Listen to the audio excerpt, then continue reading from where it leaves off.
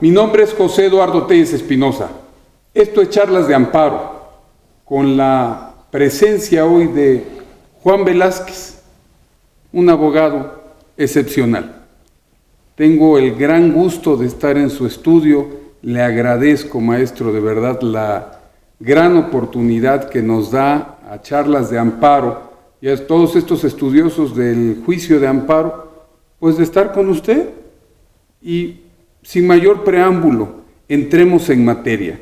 Usted nos tiene una historia jurídica muy importante acerca de los alcances de la suspensión. Creo que en lugar de hablar, quiero escuchar. Platíquenos, por favor. Mire usted, todos nosotros sabemos que los mexicanos, 3 mexicanos ilustres, tan ilustres que en el vestíbulo de la Suprema Corte de Justicia de la Nación merecieron tener sus esculturas monumentales: Ignacio Vallarta, Mariano Otero, Crescencio Rejón, fueron los autores del juicio de amparo. Un juicio de amparo para que el particular pudiera combatir los actos de autoridad violatorios de sus garantías individuales. Ese juicio de amparo, que apareció por vez primera en la Constitución de 1857, se repitió, por decirlo de alguna manera, en la Constitución de 1917, en los artículos 103 y 107. El juicio de amparo procede en contra de actos de autoridad violatorios de las garantías individuales. Y en ese artículo 107 de la Constitución, en una de las fracciones se estableció que los actos reclamados en ese juicio de amparo podían ser objeto de suspensión. Pues precisamente para que en lo que ese juicio de amparo se substancia, pues ese acto reclamado no se consume, y para peor, irreparablemente. Y para que entonces el señor juez de amparo que admite la demanda otorgue una suspensión en contra de ese acto reclamado en lo que dura esa substanciación. Si al final de cuentas el señor juez de amparo concede el amparo, bueno, pues desaparece el acto reclamado y consecuentemente la suspensión. Si en una de esas se concede el amparo porque el acto reclamado sí fue violatorio de las garantías individuales, las garantías del quejoso, pues entonces ya ese acto no se consumó y en perjuicio del quejoso, precisamente porque durante toda la tramitación del juicio pues quedó suspendido. Eso es maravilloso. Pero más maravilloso era tratándose del acto reclamado de una orden de aprehensión. Una orden de aprehensión que, de acuerdo con la Constitución, un señor juez de procesos penales podía librar en contra de alguno si había las pruebas de un delito y de la probable responsabilidad de ese acusado.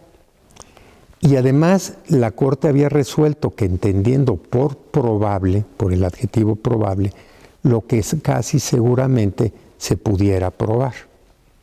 Si a una persona se le libra una orden para privarlo de su libertad y someterlo a un enjuiciamiento, que sea solamente porque haya las pruebas de un delito y las pruebas de que esa persona acusada casi seguramente fue quien lo cometió.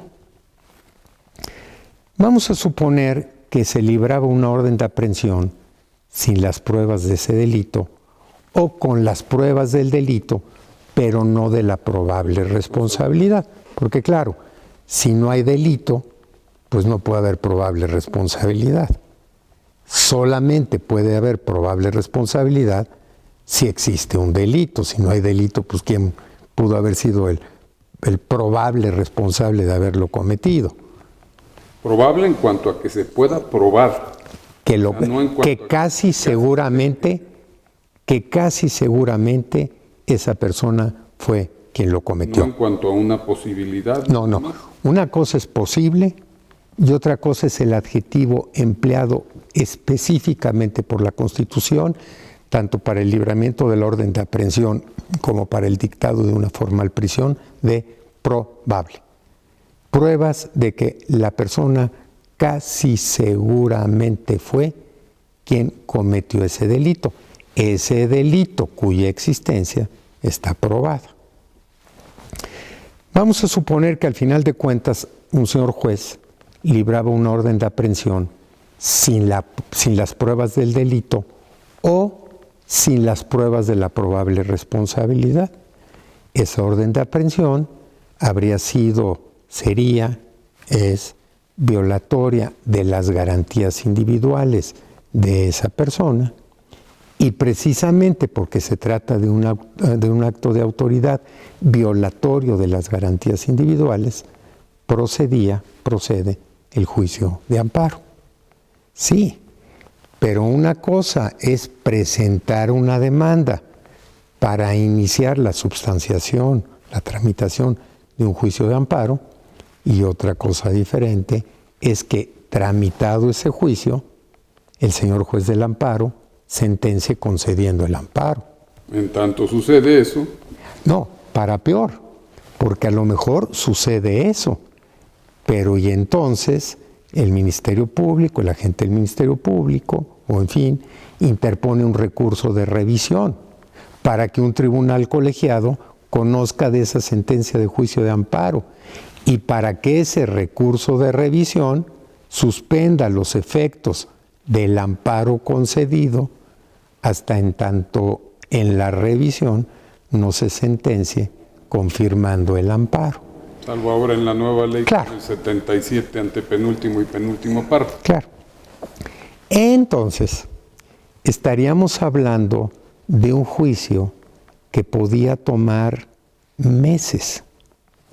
Un juicio para que se dictara una sentencia de amparo. Y luego meses para que esa sentencia se confirmara en un recurso de revisión. Meses. O a veces años. Porque yo promoví juicios de amparo que del principio a de a tiro el final transcurrieron años.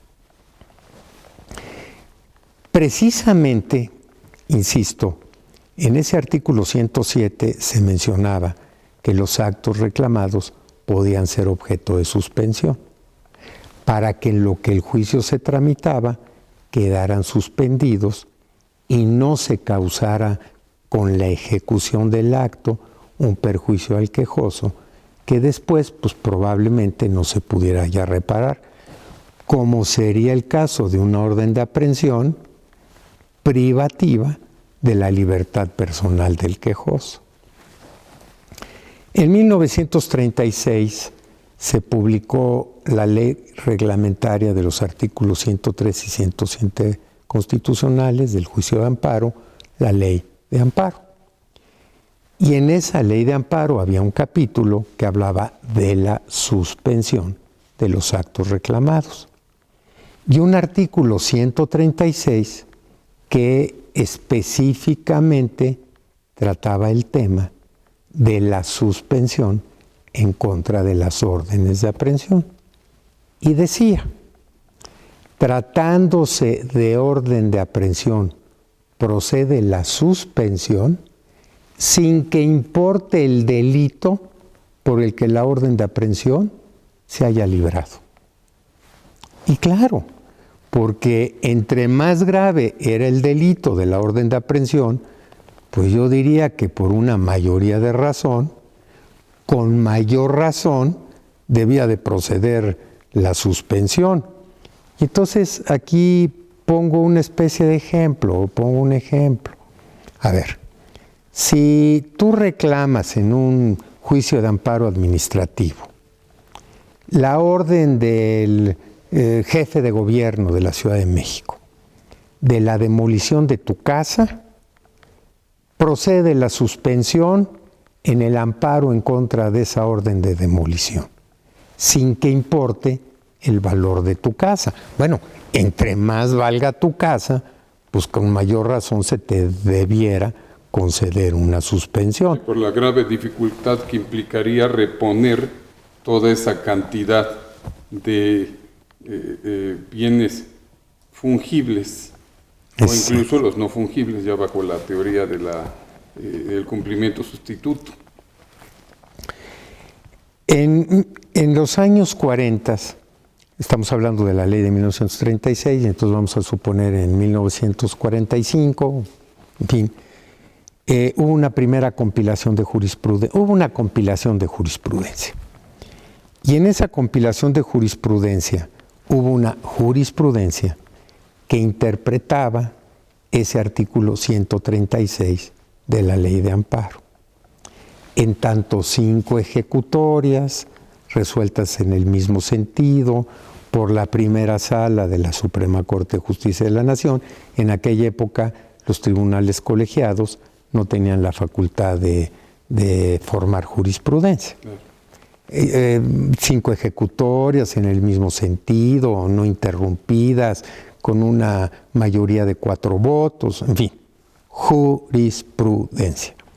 Y la jurisprudencia que interpretaba ese artículo 136, que pues la verdad, no requería mayor interpretación porque tenía la mayor claridad, decía lo mismo que el artículo 136. En todos los casos de orden de aprehensión procede la suspensión sin que importe el delito por el que se hubiese librado. Realizaba una interpretación literal. Literal.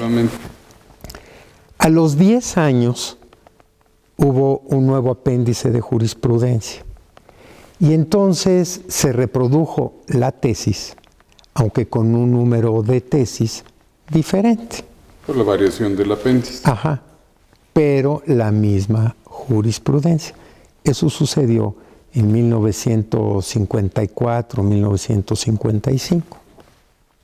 Pero también en 1954 o 1955 hubo aquí en la Ciudad de México un caso penal escandaloso. En esas épocas de ese México antiguo, los casos penales escandalizaban a la sociedad. No había televisión, había radio, los periódicos, periodistas de nota roja, porque pues eran las notas de sangre, que a veces hacían de detectives, que seguían las pistas de los casos, que las iban revelando en sus reportajes periodísticos. Muy de los años 50. Y como digo, una sociedad muy proclive a escandalizarse por casos penales, particularmente si esos casos penales eran de sangre, homicidios. En ese año de 1954-55 había, como luego hay, un sindicato de trabajadores de la industria cinematográfica con un secretario general, como luego hay, eterno, un señor Telles Vargas. Y ese sindicato tenía, como luego tienen, un disidente, un opositor a ese secretario general eterno, un señor Alfonso Mascarúa. Y era la época de elecciones para, en todo caso, reelegir a ese secretario general, el señor Mascarúa oponiéndose a esa elección, proponiéndose para sustituir al secretario general, y en ese contexto, y un día en la noche, cuando el señor Mascarúa llegaba a su casa, 3 sujetos lo asesinaron. 2 con armas blancas, cuchillos, y un tercero con una pistola. Bueno, al día siguiente, la noticia en los periódicos, la noticia de 8 columnas en los periódicos fue: asesinaron a Mascaruja. Y narraban la historia del crimen. ¿Qué le parece, doctor, si como en las mejores películas dejamos a los seguidores de Charlas de Amparo esperando qué pasó después de esto? Mientras ello sucede, mi nombre es José Eduardo Tellez Espinosa. Esto es Charlas de Amparo.